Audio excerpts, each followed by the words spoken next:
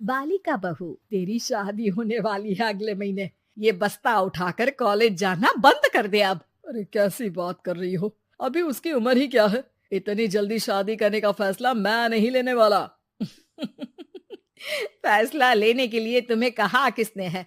अरे मैंने कह दी शादी है तो है अगले महीने। बेचारी अमिता करती भी तो क्या, छोटी सी उम्र में बन जाती है अपने से 2 गुने उम्र के आदमी की बीवी। शादी के बाद देर रात पति घर आता है। खाना लगाओ, भूख लग रही है। अमिता खाना लगाती है। ये क्या बनाया है? वो सारा खाना फेंक देता है। कर्म ही खराब थे जो इतनी कम उम्र की लड़की से शादी करा दी। तभी वहाँ अमिता की सास आ जाती है। अरे हमें क्या पता था कि ये इतनी कामकाज में ढीली है। इसकी माँ ने तो कहा था रॉकेट की स्पीड से काम करती है। अमिता को आए दिन ससुराल में ताने, गालियां और कभी कभी तो मार भी पड़ती। सुन जा, अपनी माँ को बोल 50,000 रुपए भेजे, फ्री में नहीं रखना है तुझे।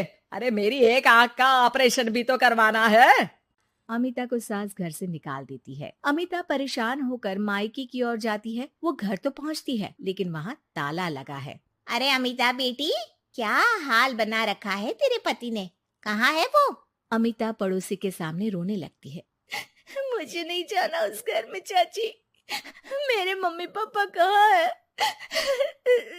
उन लोगों ने तो ये मकान छोड़ दिया बिटिया। वो लोग तो कहीं और शहर चले गए, तुझे नहीं बताया? अमिता जोर जोर से रोने लगती है। नहीं बताया? ये क्या कर गए माँ पिताजी मेरे साथ? मेरी जिंदगी तो नर्क से भी खराब है। अब मैं क्या करूं? अमिता रोते हुए वहाँ से जा रही होती है कि उसे एक औरत मिलती है। अरे सुनो तो, रो क्यों रही हो? तो क्या करूं, हंसू?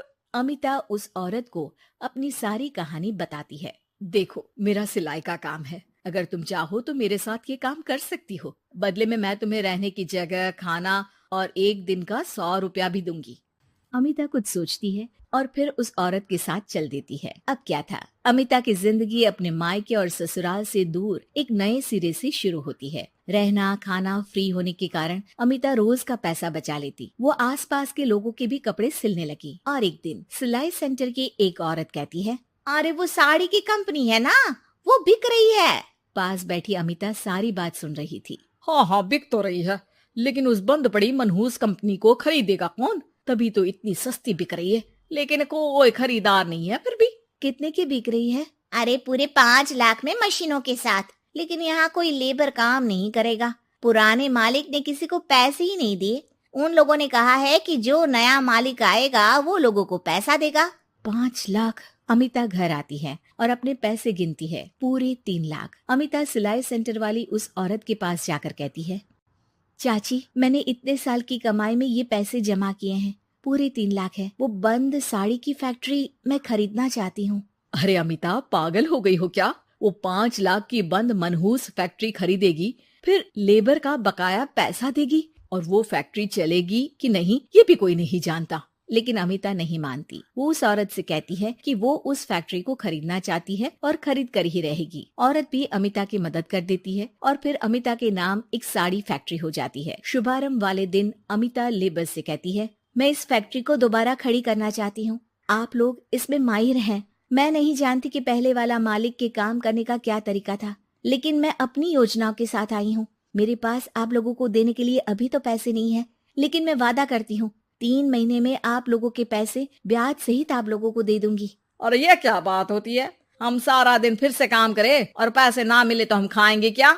सिर्फ 3 महीने की बात है। वैसे भी आप लोग बिना काम के यहाँ नए मालिक के इंतजार में बैठे ही थे। मैं काम करना चाहती हूँ और 3 महीने में सारे पैसे देने का वादा भी करती हूँ। लेबर आपस में सलाह करते हैं और अमिता की बात मान लेते हैं। सिलाई सेंटर से मशीन, सिलाई और कपड़े के ज्ञान में माहिर हो चुकी अमिता सभी के साथ मिलकर खुद काम करती। शहर और दूसरे शहरों में घूम घूम कर साड़ी का डिजाइन दिखाती और ऑर्डर लेती। अमिता को कई जगह से ऑर्डर आ जाते हैं। कई लोग उसके काम को सराहते तो कई आलोचना भी करते।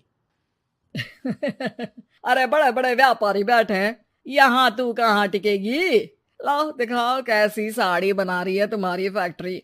अमिता उन लोगों को साड़ी के डिजाइन दिखाती है कि तभी वहाँ व्यापारी की बीवी आ जाती है। हाय रे, कितनी प्यारी साड़ी है ये। बड़ी महंगी लगती है, मेरे लिए ले लो ना जी। और हाँ, अपनी दुकान में भी रख लो इसे, बहुत बिकेगी मैं कहती हूँ। अमिता मुस्कुराती है। अरे सेठ जी, बड़े बड़े व्यापारियों से नहीं, पर अच्छी डिजाइन और क्वालिटी से बाजार में चलती है। अब बताओ कितने का ऑर्डर है आपका? धीरे धीरे अमिता का आत्मविश्वास और बढ़ता है। बड़े बड़े ऑर्डर्स के लिए वो खुद लेबर्स के साथ मिलकर सारा दिन सारी रात काम करती। और फिर वो दिन भी आ जाता है जब अमिता को लेबर को पैसे देने होते हैं। मैं आप लोगों से 3 महीने बाद आज के दिन ये बात करना चाहती हूँ कि मैंने जितने पैसे देने की आपसे बात की थी उतने मैं नहीं दे सकती। हम लोग जानते थे कि पर आपकी कंपनी तो फायदे में है, फिर हमारे पैसे क्यों नहीं देंगी? मतलब आप लोगों के बकाया पैसे, ये 3 महीने के पैसे और ब्याज के साथ मैं आप लोगों को 10% का मुनाफा भी दूंगी। सभी खुश हो जाते हैं। मेरा कोई परिवार नहीं है, लेकिन दिन रात आप लोगों के साथ काम करके मुझे आप लोगों में ही अपना परिवार दिखता है। अमिता की फोटो पेपर में छपती है। उसके बिजनेस मॉडल को पढ़ने के लिए कई बच्चे भी उसका इंटरव्यू करते हैं। अब अमिता 1 से 2 और 2 से 4 फैक्ट्री खोलकर देश में बड़ा नाम कमाती है।